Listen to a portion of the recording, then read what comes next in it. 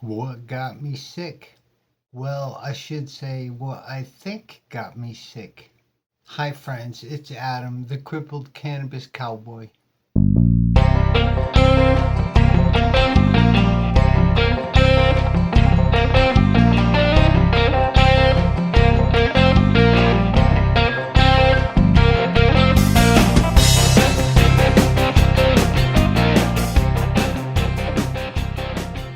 Thanks for watching my video on my hypothesis on what I think really fucked me up. If this video or any of my videos are any help to you, subscribe to the channel, put the good word out there. I really don't know what fucked me up, but I have an idea, and something I noticed when it comes to you being fucked up like this is like you have your own ideologies or beliefs or whatever, and there's the scientific method behind it. And it's been 6 years since I've had this ridiculous disease, and the only thing I could do is learn what I can. And what I found out so far, it's all hypothetical. I don't know if it's true. If you develop the Epstein-Barr virus, is actually a lot of people don't know about that. And like everyone has the Epstein-Barr virus. Oh my God, I've heard up to 90%, I've heard up to 95% of people have this Epstein-Barr. It's docile, doesn't do anything. However, when it's in combination with other things, it could lead to multiple sclerosis. Mono is another one. I think there's a combination, I mean, I don't know, but a combination of the Epstein-Barr virus and mono, the kissing disease or whatever, is a likely candidate for multiple sclerosis. That's what's been learned so far. I mean, I'm sure there's other things, but in my situation, obviously, I had the Epstein-Barr virus. I've caught mono, and then there was a third element, and I think that's stress, like being in an ugly mood or feeling sad, or I have like college degrees in depression and sadness and feeling anxious.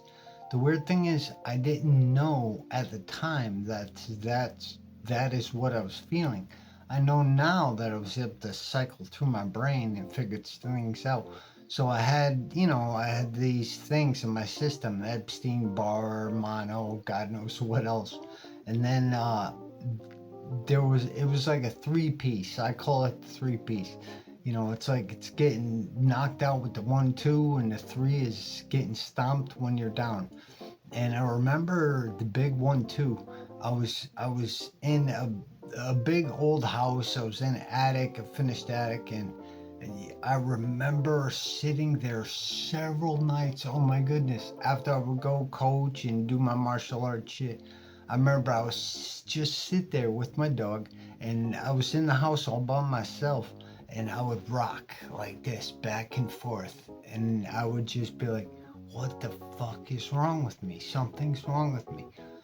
Obviously, something was very wrong with me, but all I could do is feel it and use my mouth. So that's what I did. Then, if I remember correctly, was the sequence of bad events. I remember it was a desertion. Like, I was in the house by myself. I was just totally deserted, left alone, and just fend for yourself kind of thing. That did something to me. I don't really know. It really made me feel bad, obviously, but it did something else. Who knows? Then there was an addition of a big heartbreak and just feeling sad and depressed, and oh, she doesn't want me, oh, this isn't gonna work, oh, the combination of those two things sent my brain into a spiral and caused my like system to malfunction, my nervous system. Then there was the combination of just sort of getting treated like shit, like you're not good enough. I struggled my whole life with that not feeling good enough thing, and it did damage in the long run.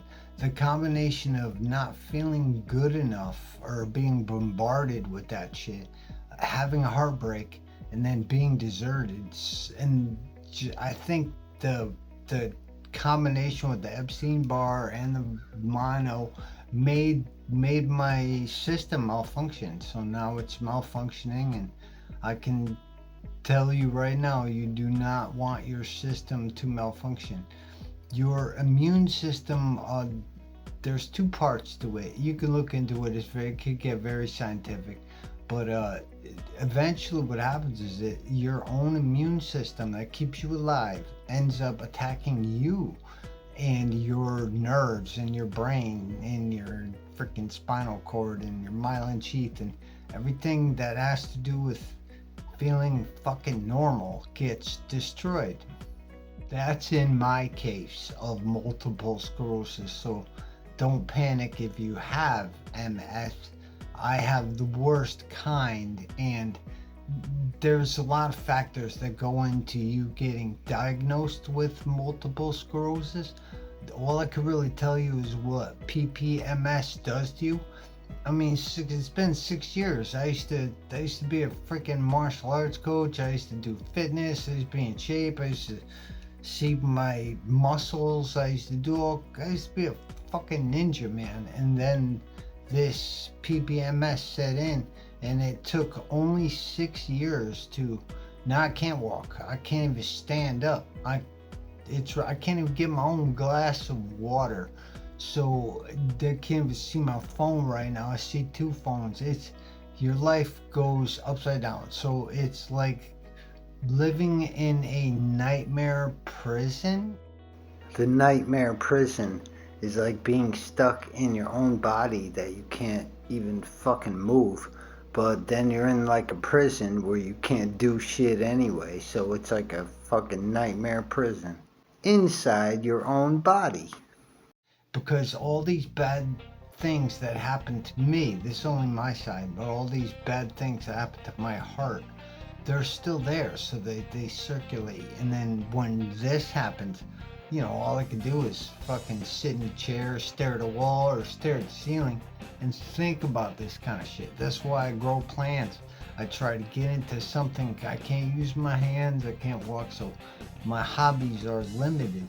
So you gotta be crafty, man. You gotta find something that you like to do, that you can do, and do it often. You have permission to be happy now. So do what you can to be happier.